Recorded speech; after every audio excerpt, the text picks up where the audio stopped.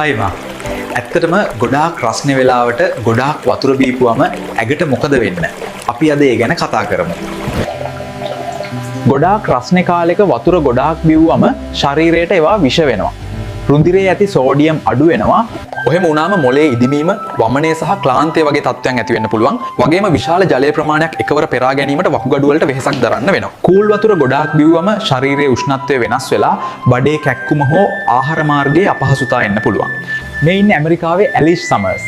මෙයා තද රස්නේ වෙලාවක වතුර ලීටර් 4ක් විනාඩි 20ක් වගේ කාලයක් තුල පානය කරලා තියෙනවා. එක වෙලාවකින් හිස රදයනා කරකැවිල්ල නිසා රෝහල් ගත කළත් පසුව ඇය මිය ගිහින් තියෙනවා. ඩොක්ටර්ස්ලා කියලා තිබ්බේ ජලය විෂ වෙලා වෝටර් ඉන්ටොක්සිකේෂන් නිසා මිය ගිය බවයි.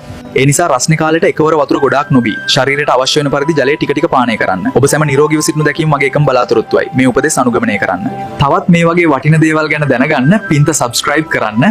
ඒ වගේම Facebook page එකත් follow කරන්න. ජය වේවා.